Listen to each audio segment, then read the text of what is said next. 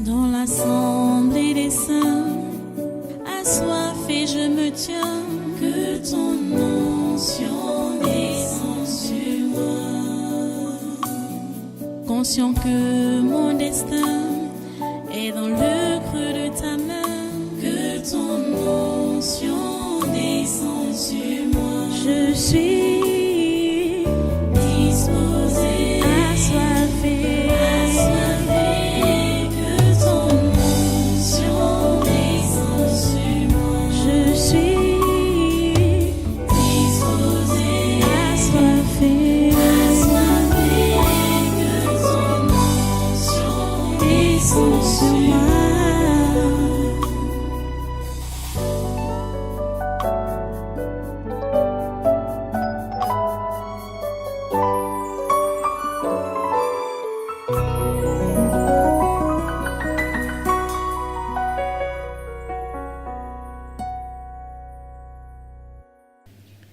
Les amis, vous êtes interpellés au changement. Encore aujourd'hui, comme on a commencé dimanche avec ce passage.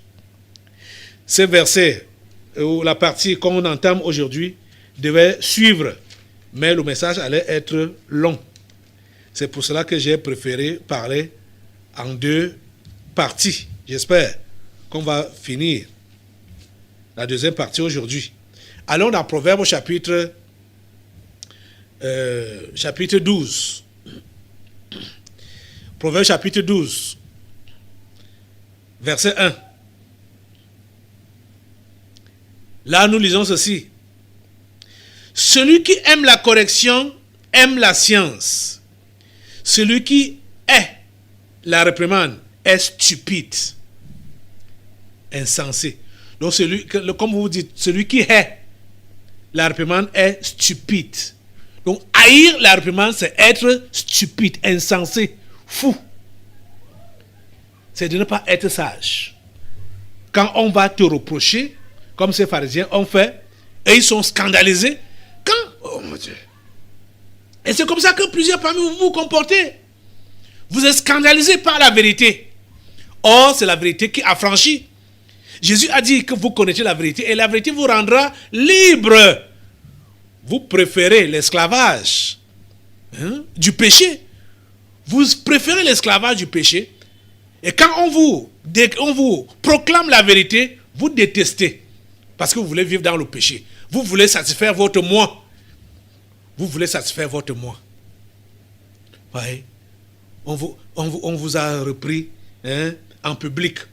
On vous a repris à haute voix. On vous a repris rudement.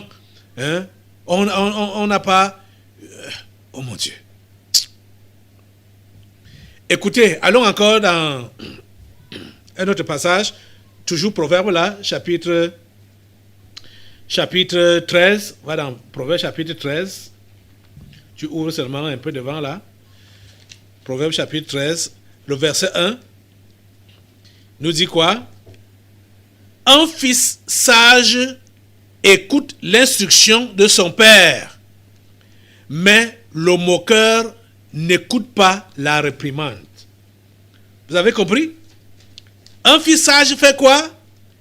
Il écoute l'instruction de son père. Et le moqueur fait quoi? Le moqueur n'écoute pas la réprimande.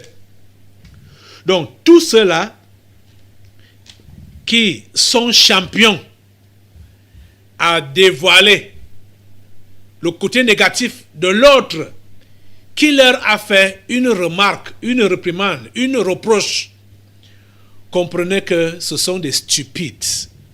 Ils sont pas sages. Ils sont pas sages. Parce que chaque fois que vous allez voir une personne qui commence à étaler les faiblesses de l'autre, qui est venu lui faire la remarque que tu as mal agi à tel niveau, tu as mal fait telle ou telle chose, et lui dit, toi-même, tu as aussi fait ça, machin. Tu attendais quoi depuis longtemps pour lui faire cette remarque-là? Pourquoi tu lui fais la remarque après que tu aies reçu une remarque de sa part? Donc, quand vous allez voir quelqu'un se comporter ou réagir de cette façon-là, comprenez que c'est un fou. c'est un idiot. Il n'est pas sage. Ça dit, s'il disait qu'il était enfant de Dieu, dès qu'il a réagi de cette façon-là, en cet instant-là, il a rétrogradé. Il est devenu fou. Il est devenu un idiot. Vous comprenez ça? Directement là. Pourquoi? Parce qu'il a remis son moi à la première place. C'est à moi qu'on a parlé de cette façon. C'est moi qu'on reproche de cette façon-là. Et le moi va lui rappeler ce que l'autre aussi a fait. Et il va lui étaler ça. Que toi-même, regarde, hein, tu as aussi fait telle chose, tel jour. Il va même lui rappeler des choses des années passées. Juste parce qu'il ne veut pas se corriger. Il ne veut pas accepter sa faute. Il ne veut pas accepter son tort. Vous voyez? Combien parmi vous, vous agissez de cette façon-là? Vous voyez comment vous êtes en train de torpiller votre chrétienté? Chaque fois que vous voulez revendiquer l'honneur, vous voulez revendiquer l'honneur. Chaque fois que vous voulez revendiquer l'honneur, vous torpillez la chrétienté. Vous arrêtez avec votre chrétienté. Parce que vous voulez revendiquer l'honneur. Seigneur, aide-les. Seigneur, aide-les à comprendre. Je ne serai pas très long aujourd'hui, je vous assure. Ce que j'ai même déjà dit là, c'est déjà suffisant et plusieurs peuvent déjà se voir. Vous-même, vous êtes en train de comprendre et de confirmer que vous avez agi par folie tous ces temps, toutes ces années. Vous avez agi par folie. Comme des insensés. Pas comme des moqueurs. Oh mon Dieu. Écoutez. Oh Seigneur. Allons également dans un autre passage là. 1 Timothée chapitre 5. 1 Timothée chapitre 5.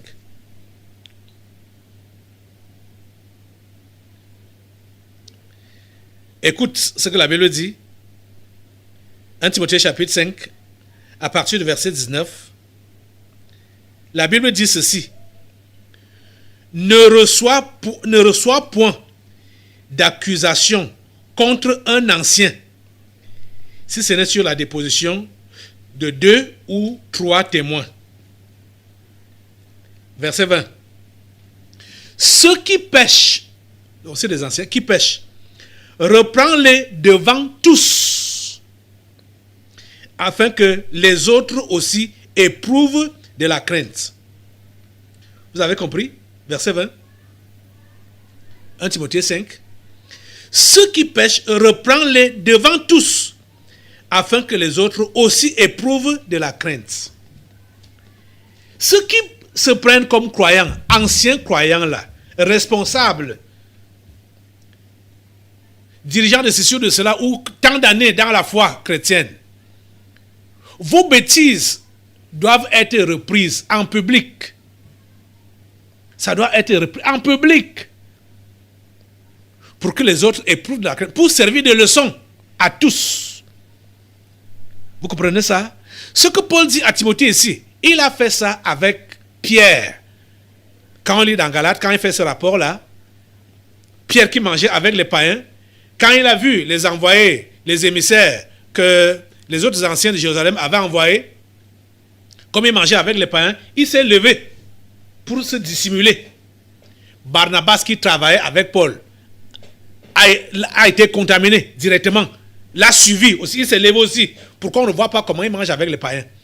Vous voyez comment les mauvais comportements se contaminent rapidement. C'est bizarre, hein? Les gens ne copient pas vite les bonnes habitudes. Mais ce sont les mauvaises habitudes qu'on copie rapidement. Rapidement.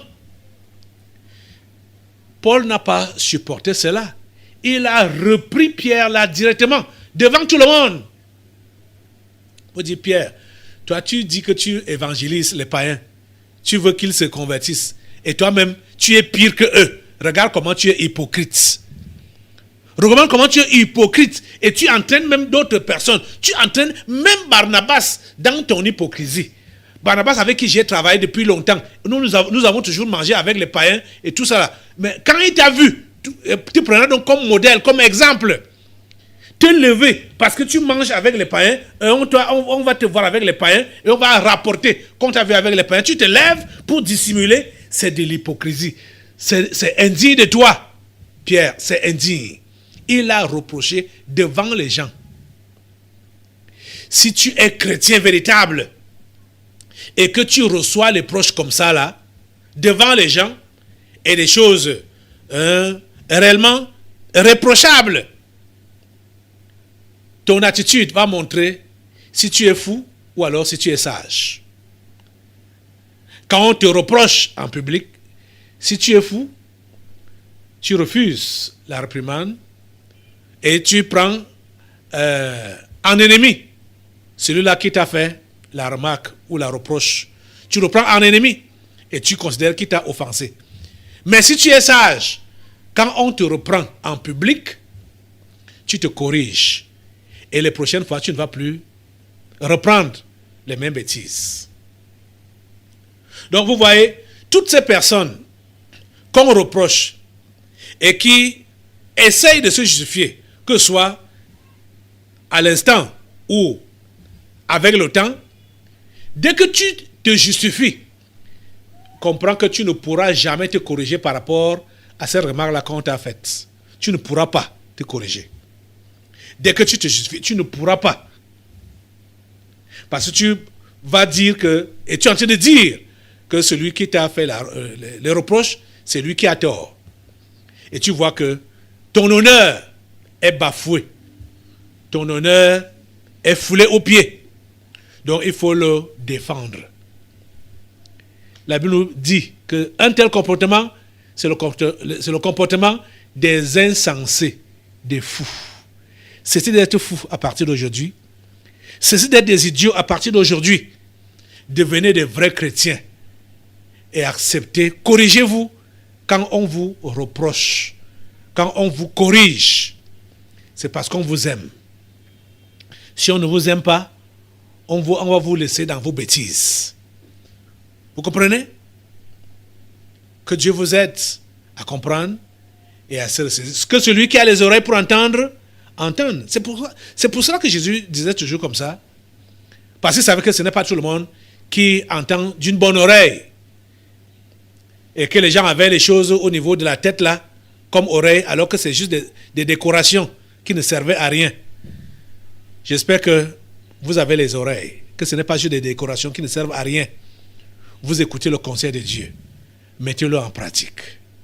Mettez-les en pratique. Comprenez? Levez-vous. Maintenant là pour prier Dieu. Chaque fois que tu as agi en insensé, dès que tu as reçu une remarque, un reproche, repens-toi, demande pardon à Dieu et ne recommence plus avec ce genre d'attitude-là. Ne recommence plus. S'il te plaît, ne recommence plus. Change. Sois sage à partir d'aujourd'hui. Dieu t'a parlé. Il s'attend à ce que tu puisses lui répondre favorablement en acceptant son conseil comme un enfant sage. Un fils sage écoute l'instruction de son père, mais le moqueur n'écoute pas la réprimande. Le moqueur n'écoute pas la réprimande. Qui es-tu maintenant? Un fils sage ou bien le moqueur? Quelle est ton attitude vis-à-vis des réprimandes, vis-à-vis des conseils, vis-à-vis des instructions? Ça dévoile qui tu es. Les moqueurs sont appelés à la conversion. Parce que nous sommes les fils adoptifs, hein? Nous ne sommes pas les fils légitimes. Dieu a eu un seul fils légitime. C'est Jésus-Christ. Nous autres sommes des fils adoptifs. Donc tu peux être greffé à l'olivier naturel aujourd'hui en tant que sarment de l'olivier sauvage. Le Seigneur peut te greffer à son fils aujourd'hui qui est l'olivier naturel pour que tu reçoives de sa nature. Seigneur, aide ces gens à naître effectivement de nouveau et à devenir tes enfants. afin de recevoir ta nature et de recevoir tes instructions sans regimber, sans murmurer, sans critiquer. Seigneur, s'il te plaît, aide-les, aide-les, aide-les. Seigneur, c'est au nom de Jésus que je te prie. Amen. Prenez place, asseyez-vous dans la sainte présence. Aujourd'hui, s'il plaît à Dieu, on va essayer d'avancer encore avec les interpellations depuis le 1er mai. Les esprits, le pouvoir de l'offense, le moi et les cages, c'est-à-dire les rancunes ou la rancœur. Ces esprits sont encore en cage. Les interpellations ne sont pas encore finies. Et je crois, on a évoqué le cas de ceux qui se sont sentis offensés.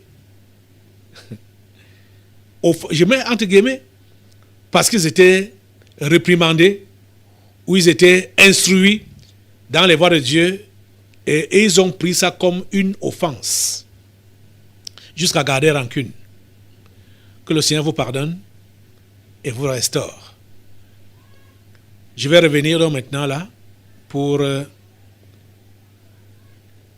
délivrances prophétiques. Il y a certains esprits qui sont en cage depuis. On n'a pas encore procédé aux interpellations. On le fera, si Dieu le veut, peut-être dimanche prochain. Pour le moment, je reviens pour les délivrances prophétiques. Dans l'assemblée des saints, assoiffé je me tiens, que ton onction descende sur moi. Conscient que mon destin est dans le creux de ta main, que ton onction descende sur moi. Je suis